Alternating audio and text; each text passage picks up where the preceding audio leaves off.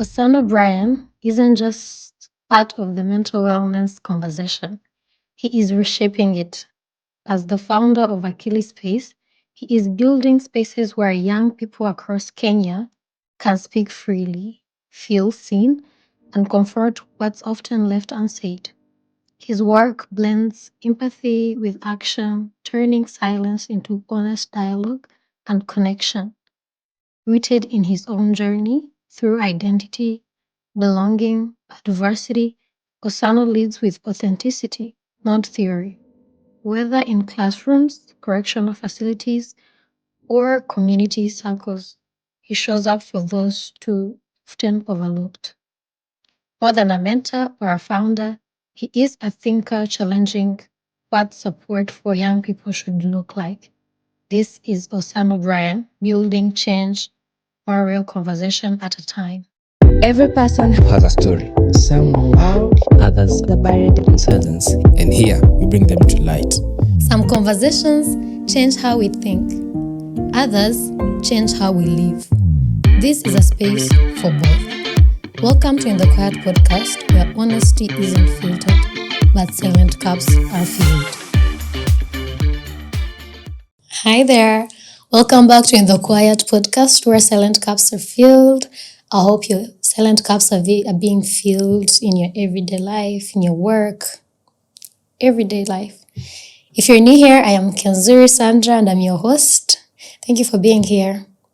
And today, on my right, I'm having a guest, a returning guest, Osano Brian. He has been here. Thank you. How are you?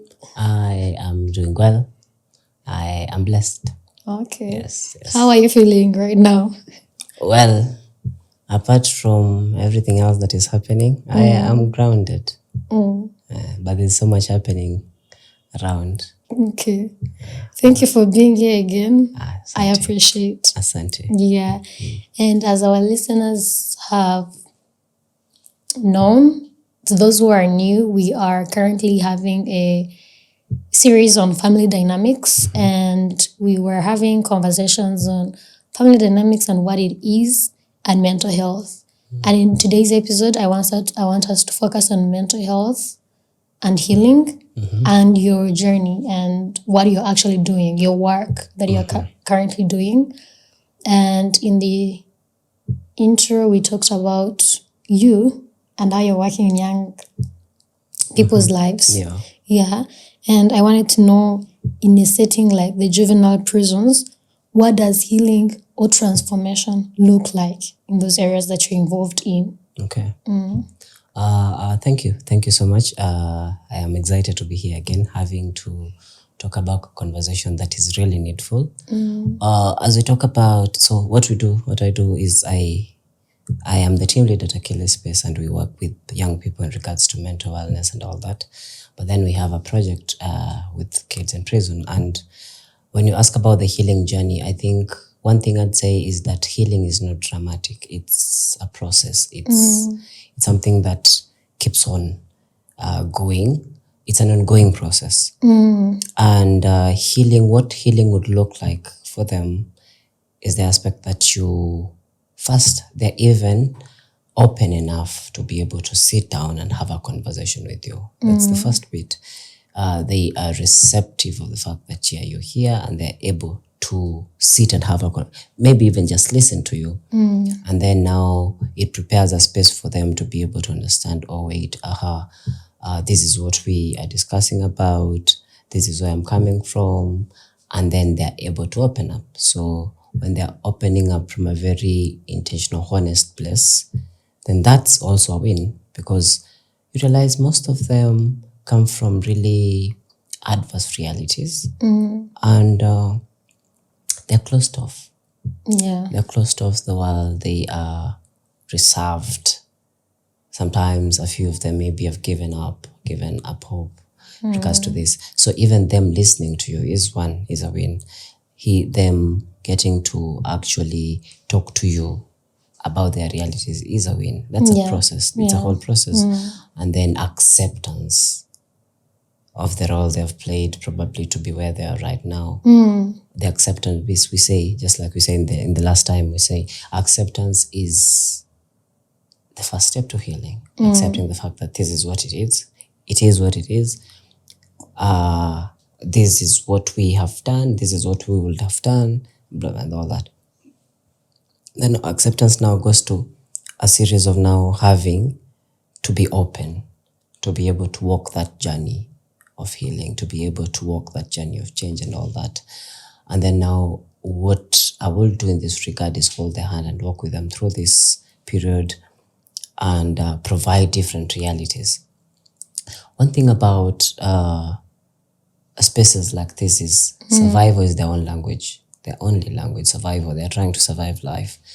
So we will go out here and judge them harshly. By the way, I think when you step into a prison, the perception changes. Totally. Right now, if I've never been to prison, I look at prison as a place where criminals belong or something like that. It's a place where they deserve and all that. But then you go out there and you hear their stories and you realize, oh wait, if I was put in the same realities as these kids, I would not even have survived. So what I usually say is they're the most resilient people I know. And they're just trying to survive life. Because, what else can we do and all that? I'm not, whatever that has been done or anything is not really the best way to look, to do anything. But you realize it's the only way they know how. So they have to survive. Maybe they're on the streets. Maybe they're coming from really, really needy or adverse environments. And they have to keep up. So letting them understand the new or changing their perceptions about how they view life, because maybe they're looking at it from a very survival mindset, and then you have to help them see, oh, there are actually new realities to be able to work around it. So what we do is now the aspect they're open to change, they have accepted and all that. Now you walk them through that healing process, that journey with them.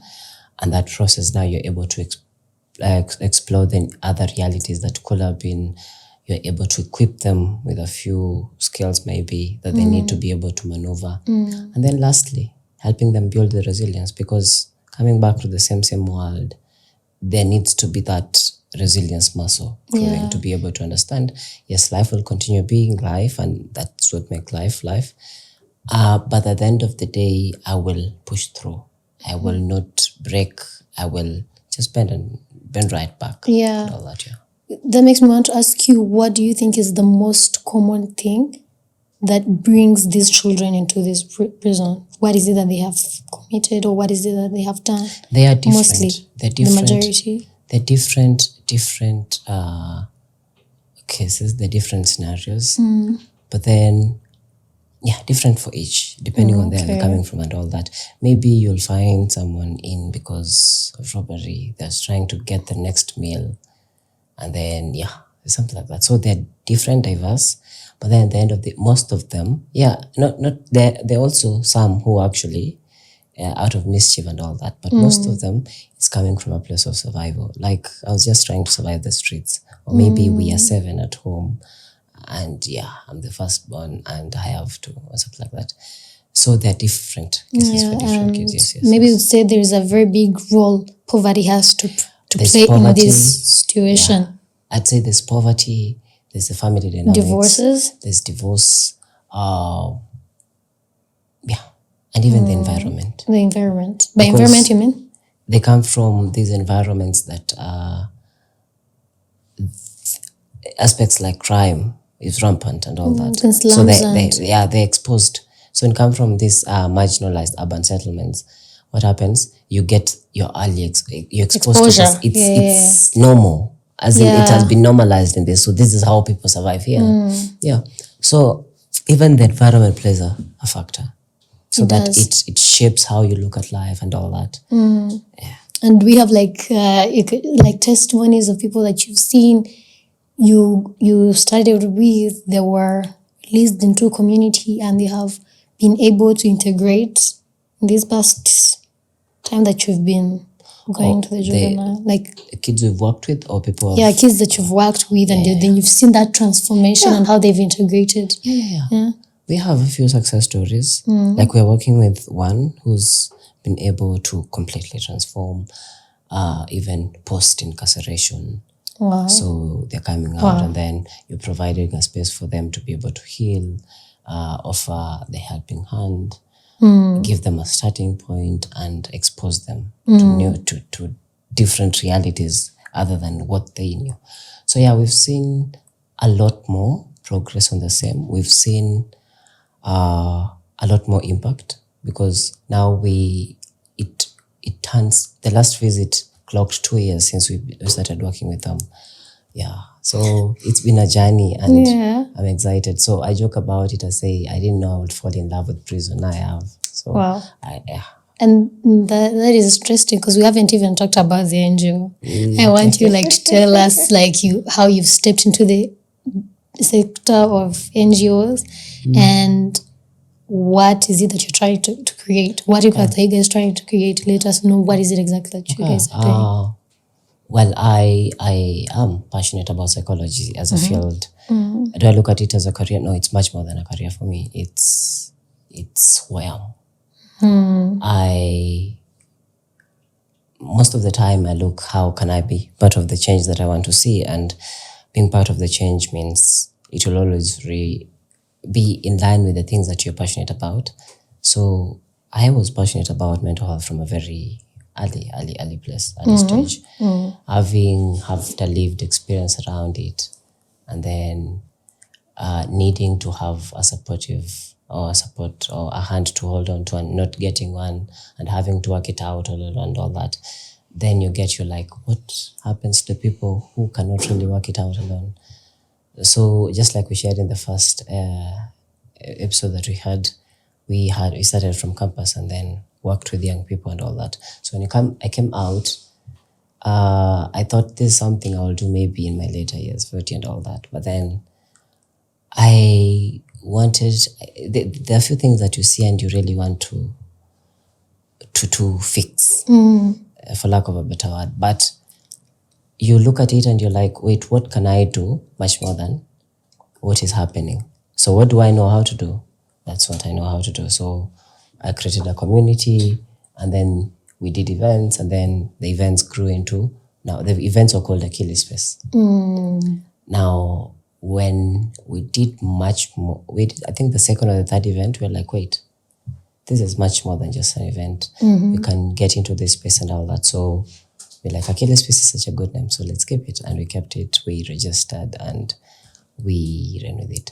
So the idea around Achilles is creating a community that is passionate and intentional about mental wellness, one, but then overall social impact as a whole. Extending a space for us to look into the realities of young people. The realities of young people include the challenges that we get to grapple with, the kind of environments that we are in and how to thrive in them, offering a helping hand and all that.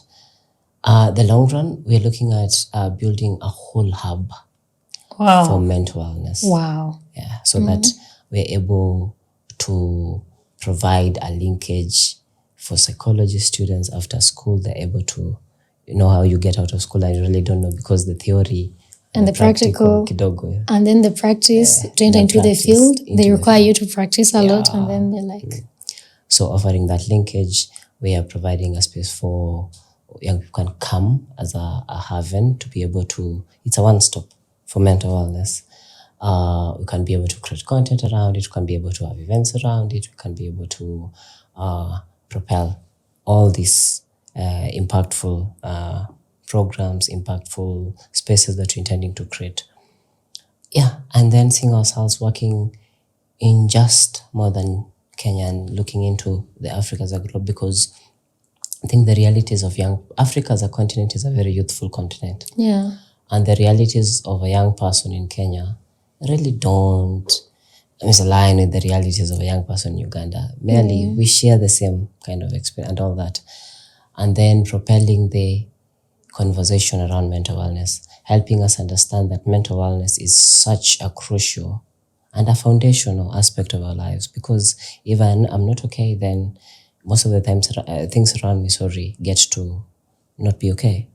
So if I'm not okay, then even my work is not really done okay. If I'm not okay, then my finances are not really okay. If I'm not okay, then even the people around me, my social relations, my relationships, my everything around Everything, me. yeah. Yes, you see. So getting to understand how do we intentionally look after ourselves and how do we intentionally provide spaces to be able to hold each other's hands, are not leaving anyone behind. Yeah. So basically, that's what I do in a nutshell. Yeah. Oh, you guys are doing a great job. Asante. Because I've visited, Yeah. I've went to the juvenile in committee, Yeah. and it changes the perspective, as you said. Yeah, totally.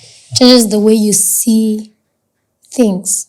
You realize life is not as you think, because there were young boys there, and really young, but very energetic, and you could see hope in their eyes. Very, very resilient, but also when you talk to a young person and then like, when I get out of here, I'm going back to school, I'm going to do this and this and all. And then he tells you their hope is not lost. All is not lost about them. They're still looking at a possibility of rebuilding their lives. And we can only do the most of what we can be able to do right now. Holding their hands, getting to work with them. Sometimes we even attend their court cases. And you will sit there and they'll see you and they'll feel like they'll feel someone is there for them. They'll feel the support. Because I want you to also talk about what you actually do on the ground.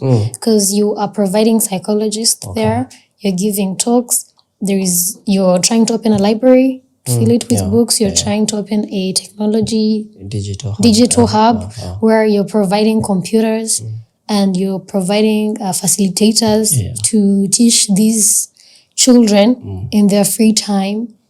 And then there was also an idea, it's on the plan, of San Martin building a pitch and everything. There's all these programs that you're having for these people. I want you to talk about them and how people can support. Like, if there are people who are listening and would want to join your NGO, what are the processes, or what are the processes for them to reach and help out also those spaces, or if they have other spaces where they would need your services. I don't know. Thank you for that. I think so for the whole juvenile wellness program, because that's one part of Achilles Space that has been our flagship project for the last 2 years. We have 5 pillars to it. So we have the psychosocial support, where we provide the mental wellness aspect and the heal. So the therapy bit of it, the working with them, offering the support they need in terms of mental wellness. Then we have a legal wellness. So legal wellness is we work with a few lawyers and we come explain the nitty-gritty of the law, how they should defend themselves in court if you have to, what they are privileged to, what are some of the freedoms, what freedoms do they not have, so that they have their rights and everything. Their rights and freedom, so that they have a complete understanding of that. Even in this one, a few of them maybe follow up on their cases and see how they're doing with their lawyers, and see how much can we be able to be of support in what angle and all that. Maybe find lawyers for those who probably don't have the support they need. And then, attend their court cases. Did you know you get to have also, court is another place. You attend the court, you get to appreciate also the freedoms that we take for granted. So that's the legal wellness. We also have a digital wellness. Now, a digital literacy, we are doing a reintegration program. So this is for those who have already been sentenced and then they are serving time. So as they serve time, we're able to expose them to new realities. So maybe teach them the skills they need, teach them AI literacy, teach them where the world is going, what kind of skills do they need to have, what can we be able to impart with them, so that as they're getting out, they're not left behind. Everything is not new to them. Exactly. And then now you're offering an alternative. You don't have to go and do this for survival. You can do this for survival and all that. And then the library also offering books they can be able to read, some impactful books or putting up, maybe they are actually doing the new curriculum, helping up to set up that new curriculum and all that, helping them to be able to have a library of books that can be able to help them shift their perceptions about life, be able to work their lives around. And then lastly, then we have other projects which are coming up, so that we're able to provide a very positive reintegration space for them as they come out, but also within the system, within the prison itself, we are able to help them to be able to navigate this new reality. Interesting. So where can people reach you? Okay. And That's a good question. So we are on social media, yes. We have a website, achillespace.org, but then we're on social media, Achillespace, that's it. So there you're able to see what we do, you're able to understand our story and why we do what we do. yeah. And getting to understand for the kind of impact we've had for the last 2 years. And then for anyone to be part, it's a community. We are open. Come be part of the activities we have. Apart from just going to prison, we also have we work with the urban marginalized spaces, maybe the slums, offering spaces for us to talk about these new realities, talk about the society, talk about the mentorship they need. Yes. We maybe like we having a program for teen moms, getting to talk about this kind of crucial and needful conversation. But apart from that, how can we be of support to be able to help you do life in a very healthy way, so that you don't end up in spaces that you really won't help you become the person you want to become. Apart from that, we also do events. So we have workshops, we have webinars, we have seminars that are directed to different topics within the mental wellness and impact space.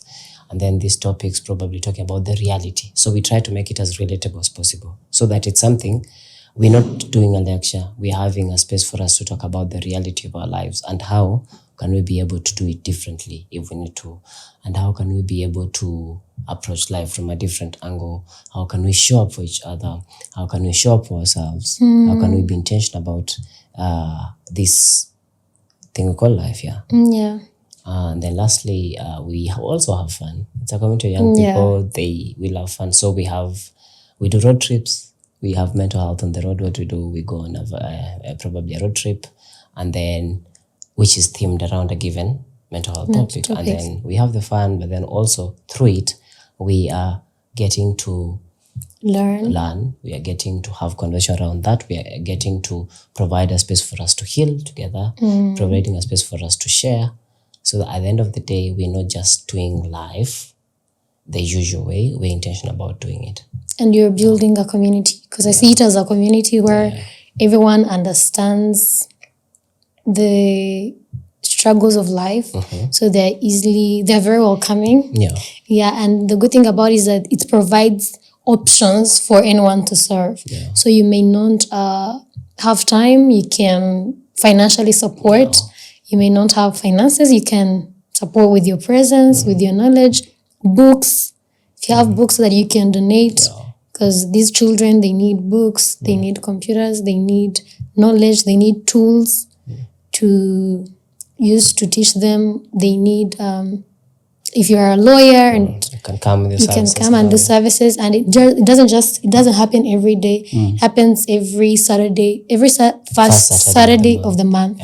So it's just a 1 day in a month. And so as you share like that, we have within the community, we have a challenge that we're doing that is called 100 for Impact. So 100 for Impact is looking for 100 people who are actually intentional about this kind of, because for the last 2 years we've been able to do it, and for it to continue to be sustainable, there's that angle of providing that sustainability funnel.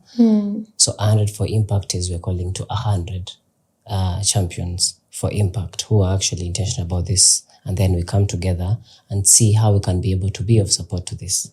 So either you're coming with your expertise, you're coming with your financial support, you're coming with even your presence, so that at the end of the day we are coming together to be able to provide an enabling environment for this young person to be able to thrive again, to be able to rebuild their lives again. We realize also there's that aspect of where you go in and you're doing it for the numbers and all that. But at the end of the day, what I'm coming to learn as I'm working in this space is like, first, you cannot save everyone, that's for sure. Sure. But there's just that one or two or five that will be imparted based on what you did. But also getting to understand that there needs to be also an intentional angle to it, so that you understand as we do it, we are trying to create. We're trying to create a space for other young people like me to be able to thrive. We're trying to heal the world in this simplest ways we know how to. We are trying to offer the support, maybe even offer the presence, offer the handshake, offer the hug. At the end of the day, we are not feeling like we're doing life alone for them. Because you'll see, you'll go there and they'll tell you how some of them have been in prison for the longest and no one has really, really been intentional about them. So they're always looking forward to this first Saturday of the month because they know Someone Killing is Space coming to see. And then they're excited. You can see the excitement. Then you have to have a good time. We've built a very cordial relationship with the prison itself, so that right now the process is so seamless. You'll go today, you'll find the few that you met, maybe a few that you met last time have been released, and you feel good. But then you'll feel there's some ones you put in a lot of effort and impact, then you find them back and you're like, yeah. At the end of the day, I usually say to myself, God understands. I tell myself, God understands why it's a season where some of them are here and all that. I tell them life has seasons. Probably this is a season to be able to understand, or maybe learn, relearn and learn. Because again, life will give you other chances. Yeah. So you have to be ready for them. So you have to be ready to make sure that you don't make the same mistakes that you did again. And at the end of the day, what happens when you see a young man being impacted, then you are comfortable. You are awed by the fact that at least I'm being part of the change that I want to see. Most of the time we talk about it, but then how can we change? How can we be part of the change? Even the smallest ways, even showing up, even coming with the expertise, even coming and maybe sharing a meal with them and all that. Yeah. And that makes me want to know if there is like a particular story, either from Achilles Space or from your life, where you've been that captures why these family dynamic conversations, or even what is happening in Achilles Space, matters. Okay, why it matters? One, I'd say it's coming from a personal place. Okay. I've lived it, not as intense as probably most of them, but I've lived it, and I think most of us have lived a reality around the same year.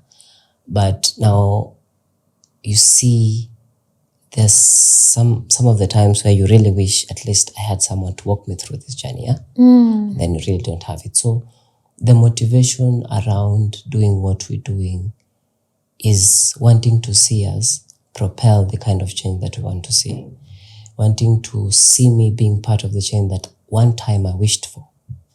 So that's the most we can do, yeah? Because if I am wishing for, maybe there's something that really doesn't sit well with me in the society, and the only thing I keep doing is complain. But then what can I do about it? The smallest things I can do. Maybe I can show up to that. Maybe I can address it and all that, so that we intentionally become part of the change. We don't really just talk about it. Yeah. It can be in different angles. It can be in different circumstances, yes. But now for me, mine was going back into Achilles Space and providing that space, so that when someone is really going through it also, you don't have to walk alone. You don't have to go and feel like the world is coming to an end. I really don't have a community to be able to hold me through this period. I am heavy on communities, and not just communities, intentional communities. And we live in a world where most of the time we'll complain about, hey, I don't have real friends, hey, I don't have a support system and all that. But I I want us to look at that in a different approach. What makes an intentional community? The intentional people. Yeah.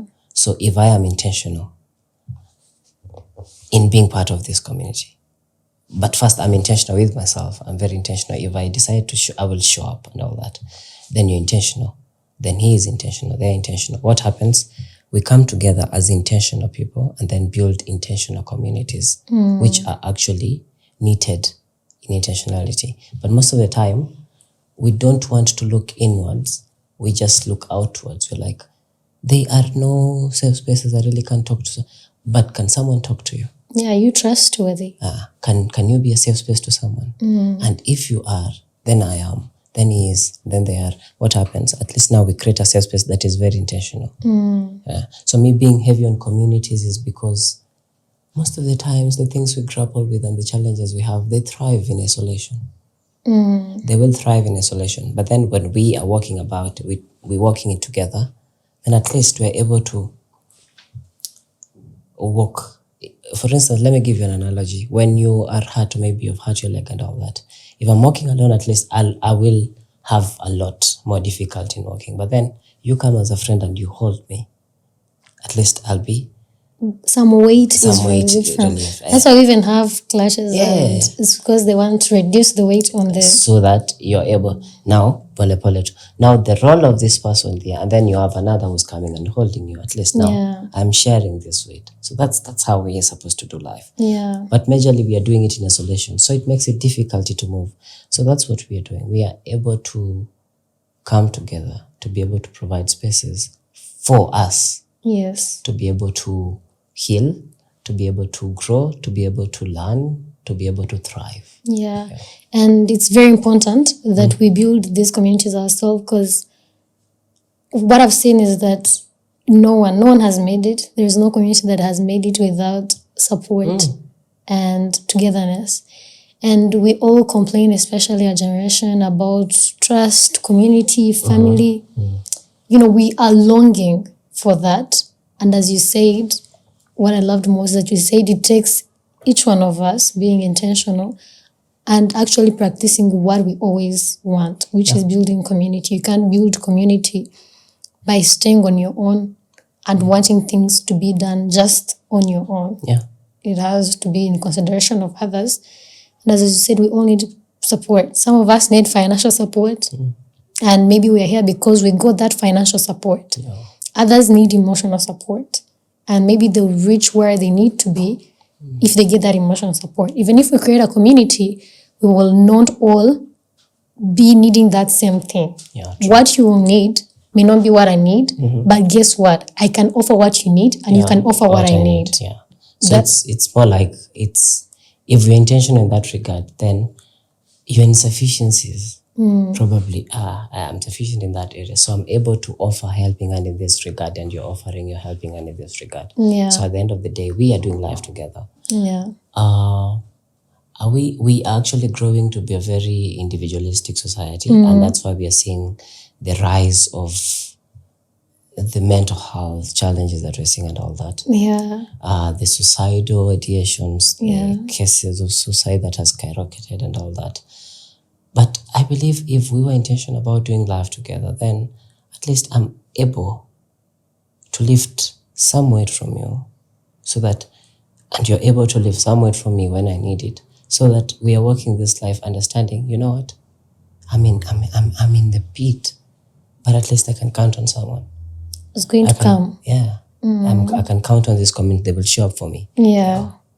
Oh, as we end our session, I wanted to ask you, if there's a young person listening to us, which mostly are young people listening to us, and they feel stuck right now because of their family background, community background, what would you want them to know? First, it gets better. That is said from a very honest place. It gets better. Do the most of what you can, and what you can't, leave it to the universe, leave it to God. I think I read, there's a book I read called The Alchemist. Actually, now has been my favorite. I think I'm yet to find another that is getting to offset that one. So in The Alchemist, there's a place where Paulo Coelho says that when you decide to do something and you're intentional about it, just paraphrasing, Yeah. then the universe makes it, like the universe Makes a way.